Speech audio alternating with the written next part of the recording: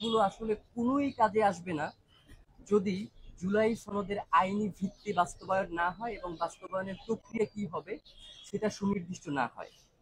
প্রথমেই আমি তীব্র নিন্দা জানাচ্ছি যে জুলাই সনদ স্বাক্ষর অনুষ্ঠানের দিন জুলাই আন্দোলনে যারা সম্মুখ সারিতে ছিলেন, শহীদ পরিবার এবং যারা অঙ্গহানি ঘটেছে সেই সকল আহত ভাইদের এবং বোনদের প্রতি পুলিশের যেই আক্রমণ সেটার আমরা তীব্র নিন্দা এবং প্রতিবাদ জানাচ্ছি।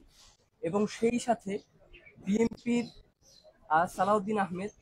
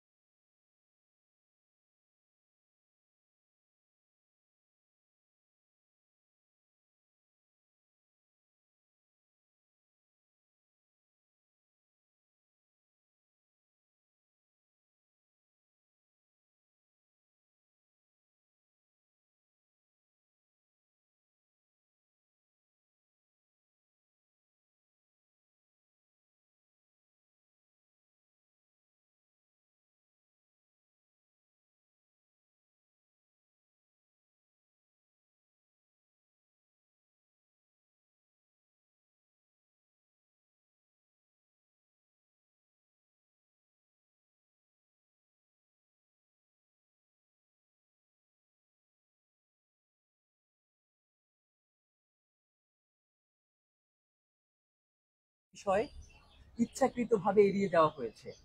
আপনারা দেখেছেন যে জুলাই সনদে বেশ কিছু ঘটনার কথা বলা হয়েছে যে 2009 সাল থেকে 2024 সাল পর্যন্ত বাংলাদেশে আওয়ামী লীগের আমলে, ফ্যাসিস্ট সরকারের আমলে যে ঘটনাগুলো ঘটেছে তার একটা তালিকাও তারা এখানে সন্নিবেশিত করেছে। তো সেখানে আসলে পিলখানা হত্যাকাণ্ডের যে ব্যাপারটা সেটা তারা উল্লেখ করে নাই। মানে তাহলে এই যে জুলাই সনদের খসড়া বা পিলখানা হত্যাকাণ্ডে যারা শহীদ, রাষ্ট্রের আমার কাছে তো মনে হচ্ছে যে জুলাই সনদ ঘিরে যে অরাজকতা বা আইন শৃঙ্খলা অবনতির যে ঘটনাগুলো ঘটছে এর সাথে তো আমার কাছে মনে হচ্ছে যে কিছুদিন পূর্বে আমরা সংবাদ সম্মেলনে বলেছিলাম যেই আর্মি জেনারেলদের বিরুদ্ধে আপনার গ্রেফতারি পরোয়ানা জারি হয়েছে আন্তর্জাতিক অপরাধ ট্রাইব্যুনালের মাধ্যমে, তাদেরও একটা সংশ্লিষ্টতা আছে বলে আমি মনে করছি। এবং সেই সাথে আমরা মনে করছি যে মোদি বিরোধী আন্দোলনে যারা শহীদ হয়েছেন তাদেরকে আসলে এড়িয়ে যাওয়ার মানে কি যে ভারতকে আসলে একটু প্রশ্রয় দেয়া কিনা।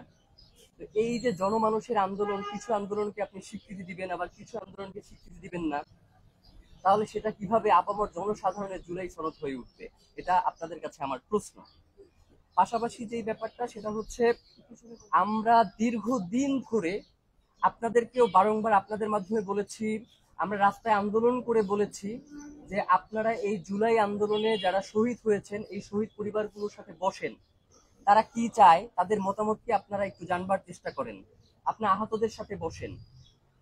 ৬৭টা বৈঠকে আপনার রাজনৈতিক দলগুলোর সাথে মিলিত হয়েছেন, নিজেরা 5টা বৈঠক করেছেন, কিন্তু একটা বৈঠক জুলাইকে যারা এনে দিল, জুলাইয়ের গণ অভ্যুত্থান যারা ঘটাইলো তাদের সাথে আপনাদের বসবার মতো সময় হলো না। এটা আসলে আমরা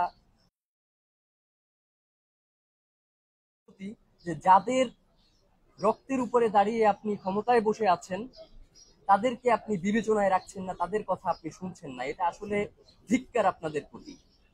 আর জুলাই সনদ আসলে একটা সনদ কিভাবে তৈরি হয়, যখন রাজনৈতিক দলগুলো একটা ঐক্যমতে এসে পৌঁছে যে আমরা এই এই বিষয়গুলো তে একমত পোষণ করছি এবং সেই কেন্দ্রিক একটা খসড়া হয় এবং রাজনৈতিক দলগুলো স্বাক্ষরের মধ্য দিয়ে জুলাই সনদ বাস্তবায়ন হয়। পৃথিবীর কোন ইতিহাসে আছে যে নোট অফ ডিসেন্ট রেখে জুলাই সনদ মানে কোনো সনদ বাস্তবায়িত হয়? মানে আপনি একটা জিনিস মানছেন না, আবার কেউ একটা জিনিস মানছে, সেটা তো একটা রাজনৈতিক সমঝোতা হতে পারে, সেটাকে আপনারা সর্বোচ্চ রাজনৈতিক সংকলন বলতে পারেন, সেটা কোনোভাবেই রাজনৈতিক সনদ হতে পারে না। এটা আমরা মনে করছি যেটা একটা রাজনৈতিক সনদ। তো এর পাশাপাশি যে ব্যাপারটা সেটা হচ্ছে আপনারা দেখেছেন যে জুলাই সনদে বেশ কিছু যে আপনার আনুপাতিক যেই সংসদে 100 আসন উচ্চকক্ষের কথা বলা হয়েছে বা প্রধানমন্ত্রীর মেয়াদের কথা বলা হয়েছে, এই বিষয়গুলোতে বেশ কিছু নোট অফ ডিসেন্ট এসেছে। তো নোট অফ ডিসেন্ট যে বিষয়গুলোতে আসে এখন আপনি কি করবেন, এই জুলাই সনদ স্বাক্ষর হয়েছে, পরবর্তী সংসদের কাছে আপনি এটাকে হস্তান্তর করবেন একটা গণভোটের মাধ্যমে, পরবর্তীতে তারা গিয়ে আইন করবে। এখন আপনি কি এই যে জনগণের কাছে যে গণভোটটা উপস্থাপন করবেন, সেই গণভোটে কি আপনি এই 84টা বিষয়ে যে ঐক্যমত পোষণ করেছে তারা, এই 84টা বিষয়েই কি আপনি হচ্ছে প্রত্যেকের কাছ থেকে হ্যাঁ না ভোট নেবেন, নাকি সামগ্রিক একটা হ্যাঁ না ভোটের আপনি ব্যবস্থা করবেন?